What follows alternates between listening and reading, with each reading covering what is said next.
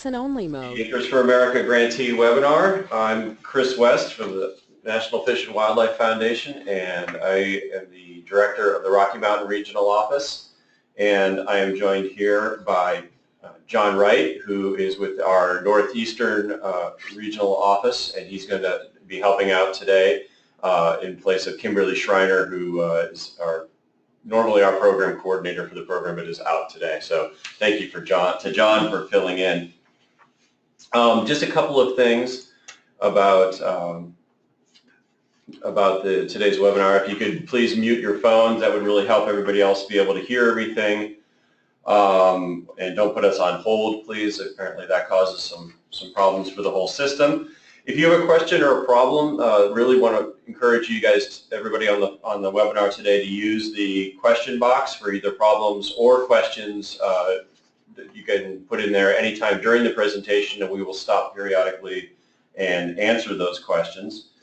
And then this webinar is going to be posted on the Acres for America program page along with an application tip sheet, which should be able to help refresh anybody or remind anybody of the information that's given out here today, or for people who missed today's presentation.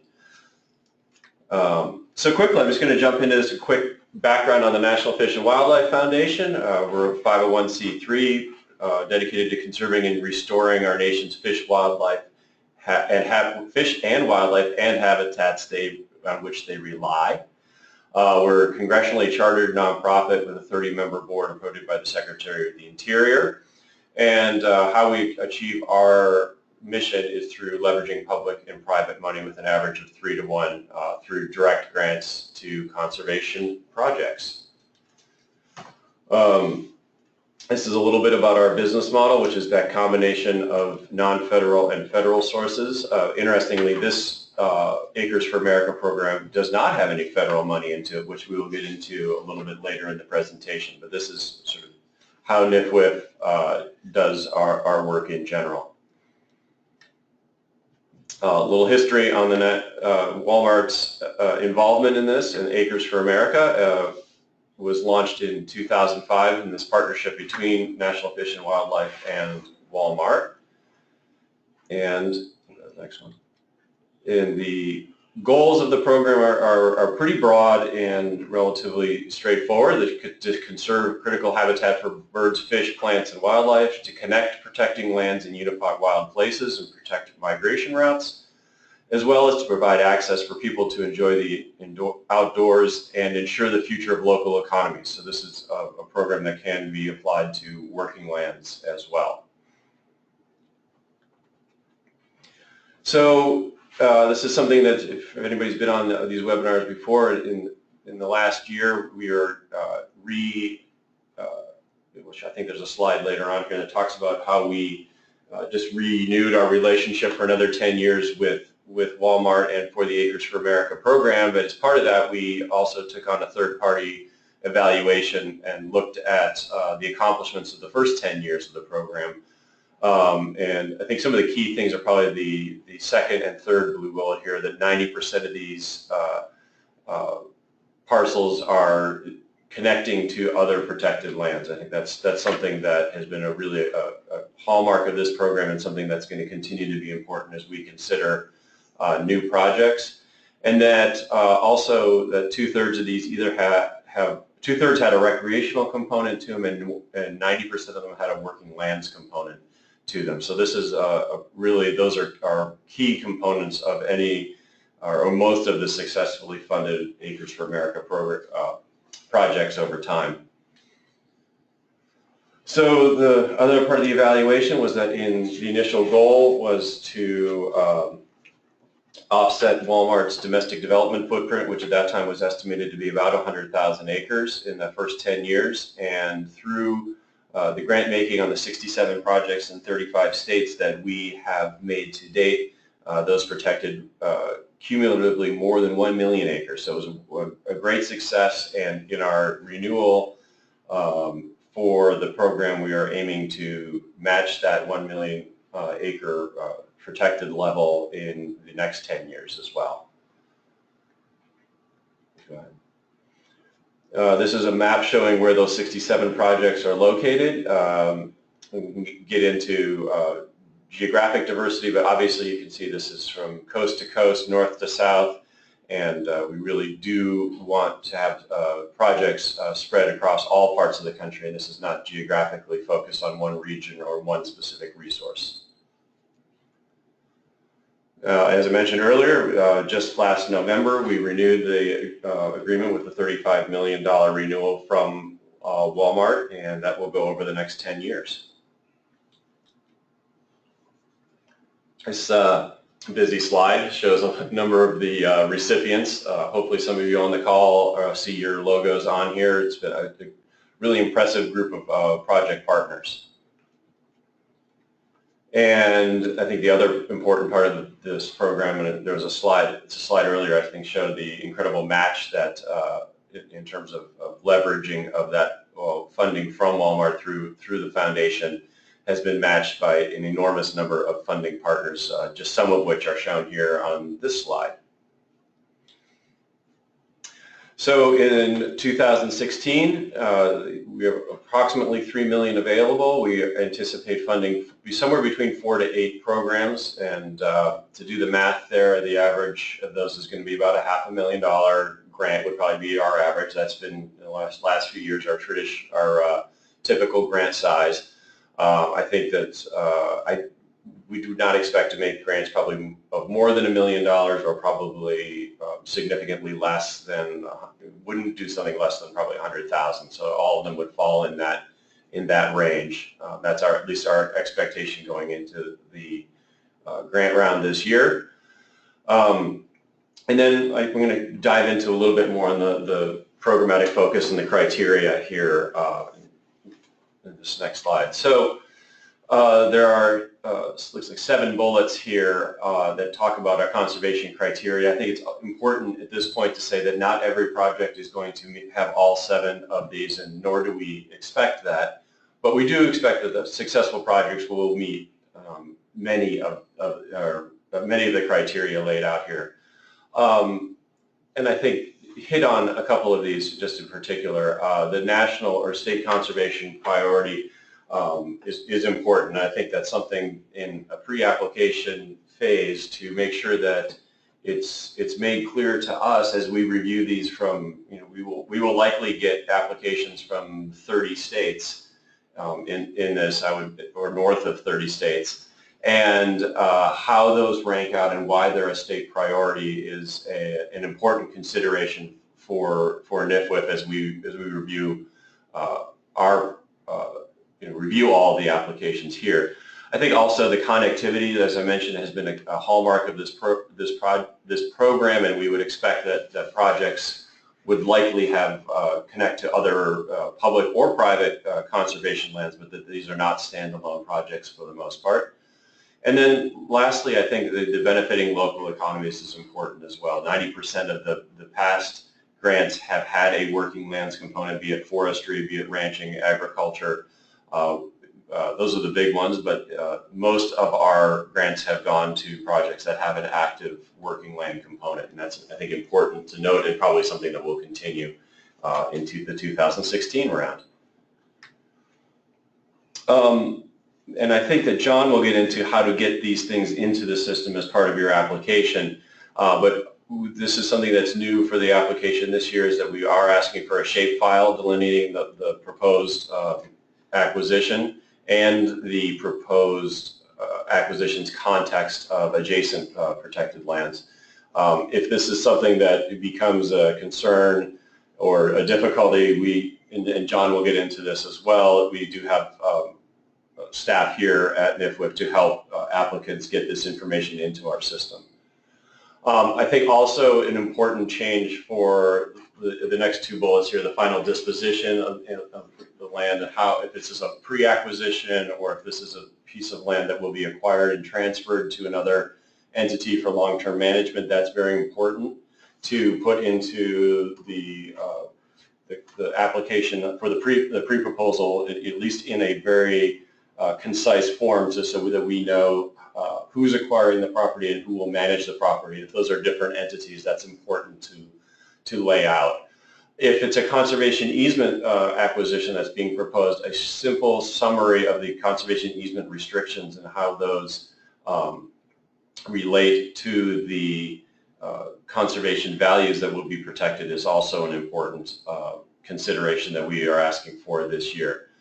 And then there's a guidance document that's available on our website that's referenced there, which is probably more related to full applications and for once a grant has been awarded.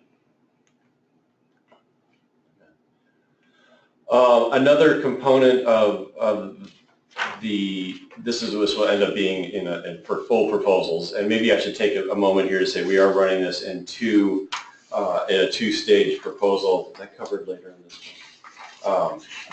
I'm not sure that it is. So anyway, I will jump into this. Oh, it is grant process. So anyway, sorry for the confusion here. These got a little out of order. The project metrics, this is something that NFWF does ask for on each of our conservation or our Acres for America applications, and this, and these will be something that is required for those applications that are asked to submit a full proposal. So I'll get into the process of the two-stage application here in a moment, but I think it's important for anybody, even in the pre-proposal stage, to realize that these are the metrics, the things that we are looking to be measured as part of the outcome of the project. And again, not every metric will be applicable to every project, but these are the list of metrics that we would have as options for applicants to choose from in the full application phase. Match and eligibility requirements. We do require grants be matched on a one-to-one basis, and that can be in cash or in-kind goods and services or in donated land value. I think a really important component of the Acres for America is that this is private funding, and that means that not only can federal funds may be considered as match, I think they'd almost be considered to be advantageous to have federal funding in an application. It demonstrates that national level commitment, and oftentimes we know that federal funds can be difficult to find that private match, and so Acres for America can provide that, and we encourage that highly in the application process. To be eligible for the grant, it has to be a 501c3 nonprofit or a unit of state, local, or municipal government, a tribe, or educational institution that qualifies under that 501c3. Any conservation easement or any donated or the conservation purposes test of IRS code 170H would need to be met for, that particularly applies to conservation easement provisions. The third bullet here is not a requirement in the pre-proposal or even in the full proposal stage, but realize that we do have a close working relationship with many federal agencies and with Congress, and that we may require or ask for a letter of support from either federal agency partners or congressional representatives as part of this. I don't expect that on every application, but I think it's important for any potential applicant to know that we do have those relationships that we have to pay attention to. And then finally, that any projects that are selected for funding are going to have a whole set of due diligence requirements that are listed there on that last bullet of eligibility. As I mentioned, we're going to do a two-stage proposal process. The idea for this is to not put many potential applicants through a long and arduous proposal process. And so we're going to do a two-stage process with a pre-proposal, which is very short and involves a project narrative and some mapping information that will be due on May 19th.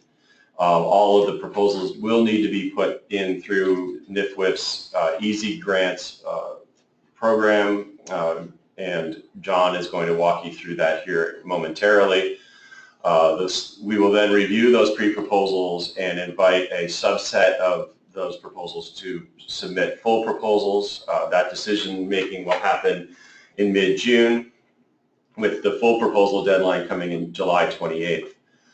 For all the projects that are requested to submit a full proposal, we will conduct a site visit. That site visit will be scheduled individually between NFWF regional staff or national staff with each applicant, and those site visits could happen anytime between mid-June and the final the final decision making in the fall. So I would expect that most of our site visits are going to happen between mid-June and late August. The final funding decision is going to be made by the NFWF board at our November board meeting in Miami, Florida. And we've got a question. I'm going to try to answer it here. Can you just scroll? Oh, there it is. Okay. So the question has come up, is there a time limit for the match from donated land for Acres for America grants?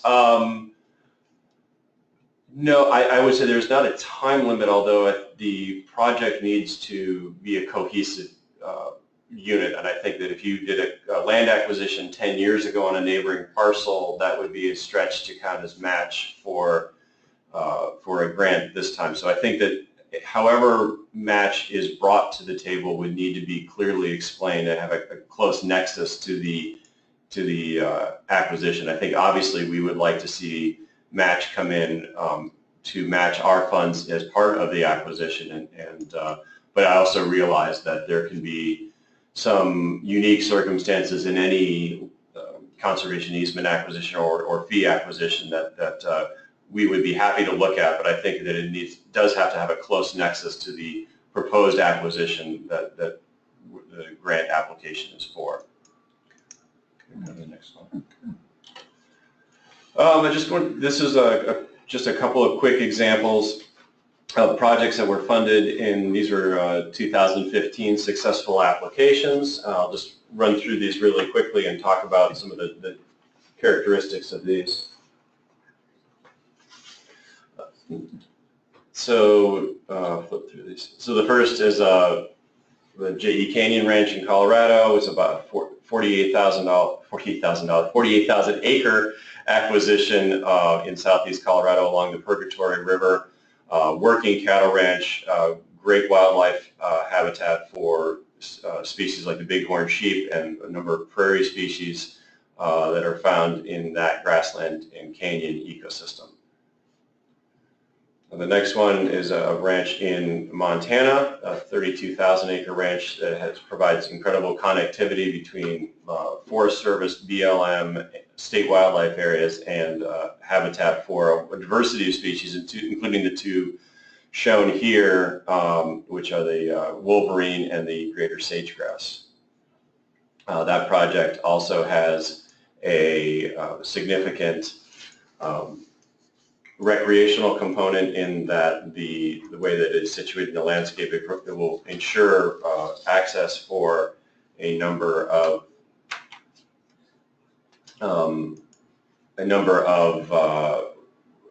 for recreational use in neighboring BLM and Forest Service lands.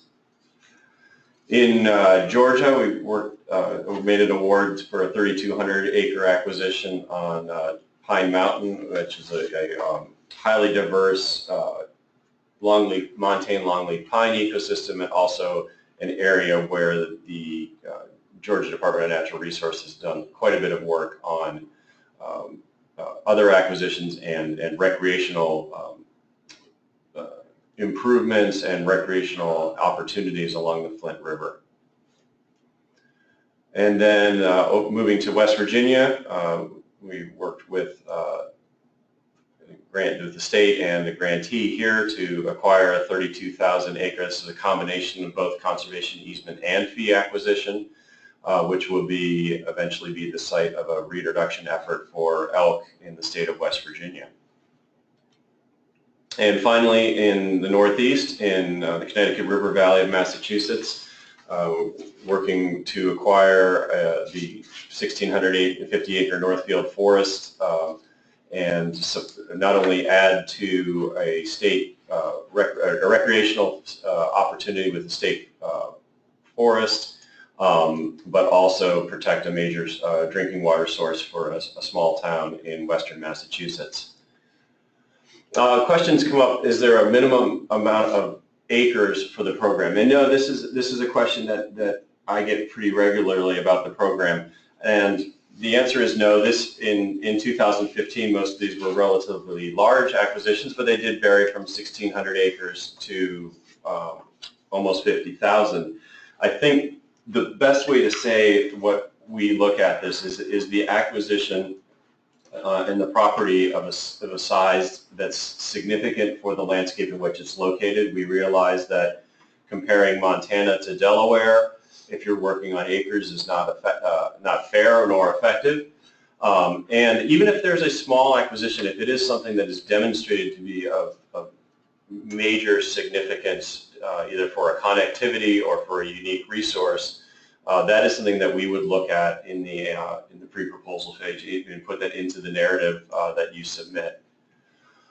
Typically, there's a question here of how many pre-proposals are typically submitted each year, and I think the answer, last year we had about 45 pre-proposals that were submitted. Of those 45, 14 were asked to submit full proposals. I would expect to have a similar number this year, maybe in the neighborhood of 50 applications, and we would probably request 15 or so of those to submit full proposals. I think we don't want to put everybody through the ringer of a longer proposal process, and really focus on those projects that we feel have the best opportunity to be funded. Okay, I think that's all. Unless there's any other questions, we go to the next slide here, John.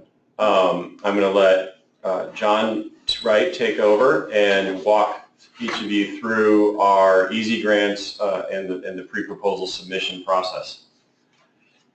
So so easy grants, for those who don't know, is the database that NFWF uses to submit and collect all grant proposals, and that's how we manage grants and review grants. If you've not used the system before, I would encourage you to go in and create an account right now. That'll give you opportunity to get a little bit familiar with it before you submit. So you can go to that easygrants.nfwf.org. If you already have a password and name, log in with that. If you have any issues, you can contact us and we can retrieve a password. So I'm just going to run you quickly through how. So once you're on your program page, there's an apply for funding button, and then you'll see below that you can click on Acres for America Fall 2016. And then you click continue and apply. And then there's a simple eligibility quiz for anybody submitting an application. And it's pretty straightforward. Essentially, you want to just read through each one, and whether you're authorized to submit, you understand kind of the guidelines and any deliverables that NFWF will post on our website. So just a little hint, you want to answer yes. If you answer no to any one of those, you will not be able to proceed to your pre-proposal. So just FYI. And then you go to, there's a pre-proposal task you'll see on your home page. And so there are 5 major sections in the pre-proposal that you need to complete. They do not have to be filled out in any particular order, and you can go back into any section anytime you need to, as long as you do that before you hit the official submit button. When a section is completed and filled out, you'll get a green check mark in the validation summary. And that's what you'll be looking for. Matching contributions will indicate complete from the beginning because not all programs require matching contributions. So just be aware of that. But we do want to, for this program, you definitely need to document your at least one-to-one match. And so there's a contact info, organization info, and project information sections that really just ask you to describe yourself and what the project you are proposing to do. So, and I'll give you some more guidance in the upload section.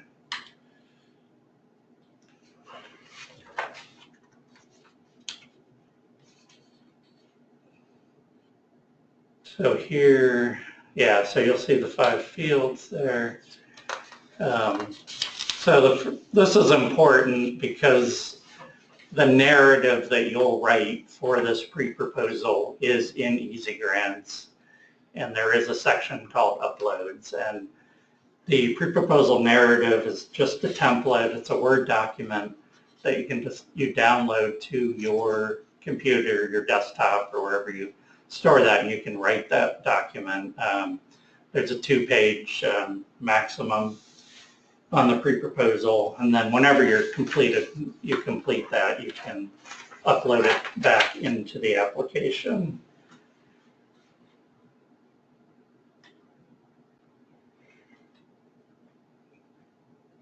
So, and there's types for each type of upload, as you can see here.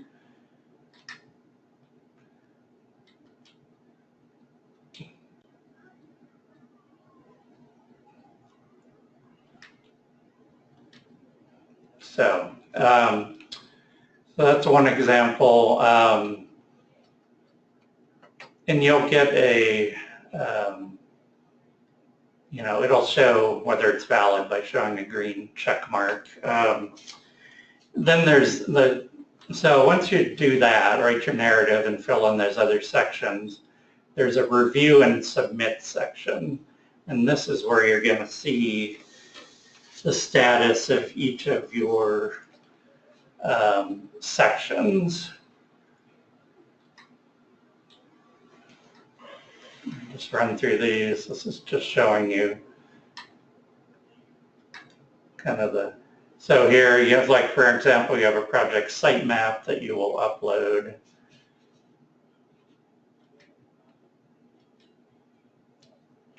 So here, so you can see here, everything is complete. You've done your organization information, you've done your project information. Here it's showing that there's an upload that has not been put in yet. So you will just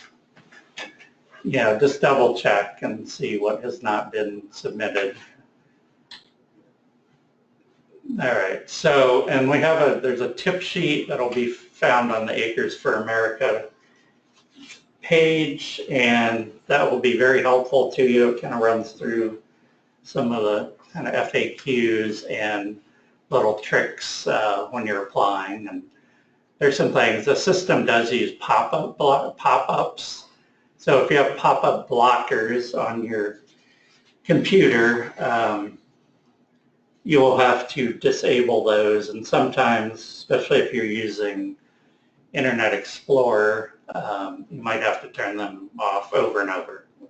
So, but the system also works well with Firefox and Chrome and Safari if you're having issues with Explorer.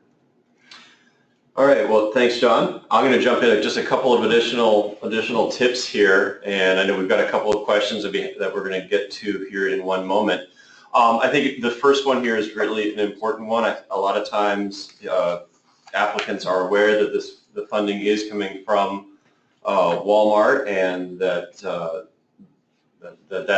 really clear in the process, but also I think we need to be just as clear that Proximity to a Walmart store is not considered in the review process. And that is not a consideration in any way that we look at. And there's a question that comes up over and over again, so I thought it was important enough to put in here on the, and I would encourage you not to waste precious time, space in your 2-page proposal telling me how close it is to a nearest supercenter.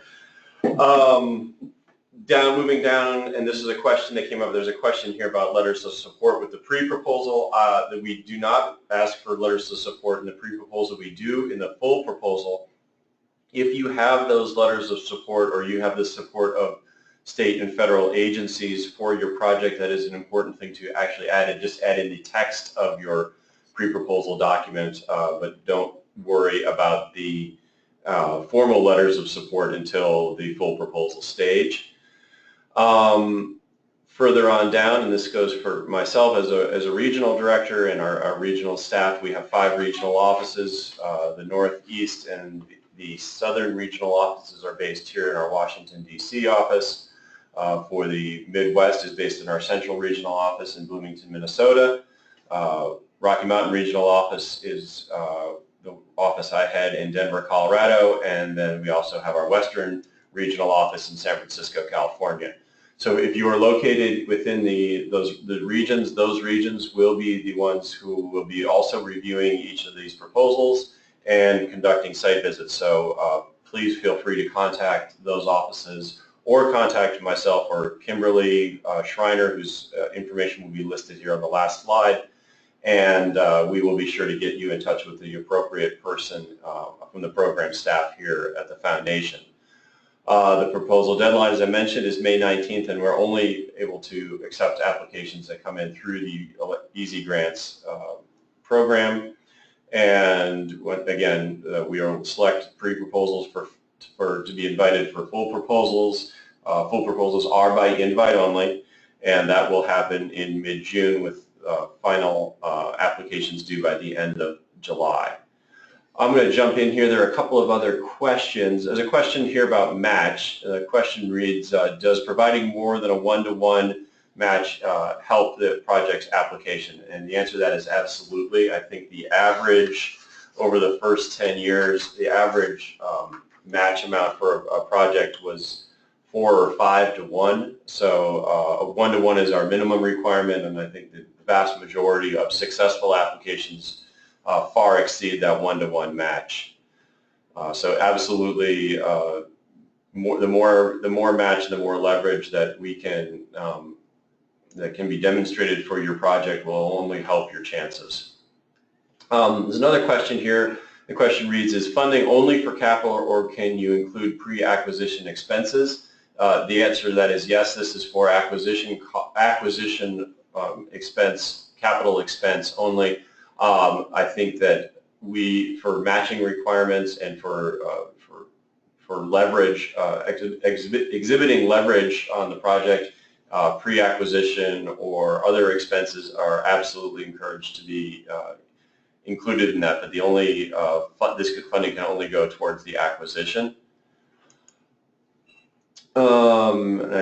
Indirect support. There's a question here. Can you include indirect support in the project budget? I believe that's the same question we just answered. It yes, and landowner donation as well can be included in the match if there's a donated component to a conservation easement, or if a property is being sold to your organization at below market cost. Yeah. Let me point out one thing here about indirect. So there's kind of new policy at the foundation, and you can follow up with me or others. You have to ask for indirect in your budget. You need a negotiated agreement with a federal agency that lists a rate. And if you're familiar with that, then you probably have one. Otherwise, if you don't have a so-called NICRA, you can take 10% off your modified direct costs, and our website has a lot of information about how to calculate that. So just be aware of that. That's changed from the past. Okay, there's another question here about congressional letters of support. The question is, are those just from House members, or are those also, so Senate members also count?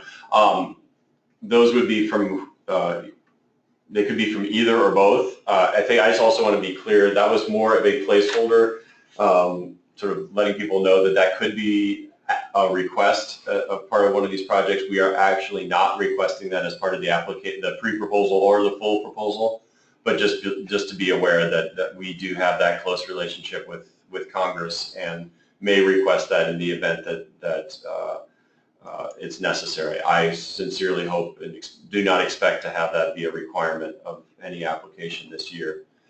There's a question here, can a tract acquired with funding from this program be transferred to federal ownership? The answer to that is yes. That's one of the things that we just need to know up front in the application phase, if you as the applicant are not going to be holding the property long term or holding the conservation easement to be acquired in the long term. We just need to know what the final disposition and management of the property is going to be. As I can get, and I'll maybe give people a few more seconds to have questions here if there's any other ones. But this, like I mentioned, this webinar will be available on the Acres for America website, and probably the two key people to contact for additional information are myself and Kimberly Schreiner, who's our program coordinator for the Acres program. And our emails are listed there. And I also mentioned the regional staff for the foundation can also be a resource for you, and encourage anybody to reach out to them with any questions about the application process. There was a question here, will we make the slides available for download? Actually, I mentioned they're going to be on the website as well. Will the slides be on there? We'll have a PDF of the presentation. Okay. And we're also recording this, so we'll also put a link or put the recording up there. So which way, so we don't put the PowerPoint directly on the website. So okay. Just so you know.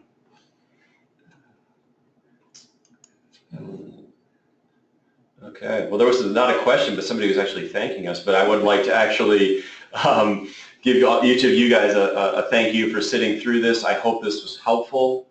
As John mentioned, as I mentioned, we, the foundation, are here to help you with questions about how the application is structured and the potential projects, but also helping you with sort of the logistics if you need that help in navigating easy grants or getting proposal and supporting documentation into the system. So John did say that start this early. We do every year have people a few hours before the deadline calling and having technical difficulties. I would encourage you, if you're going to have those technical difficulties, give us a 2 or 3 days notice before the deadline. That's always appreciated on our end, and just I think ends up with better applications as well. So wanted to thank each of you for being on this. We're here as a resource. We're looking forward to a great set of applications this year, and another successful round of grants made this fall. So with that, unless there's any other questions, I'm going to sign off and end this webinar, and we look forward to hearing from each of you down the road. Oh, okay, there's another thank you. So thank you, Kathy. Well, again, thanks everybody for being on this, and we look forward to working with you in the future.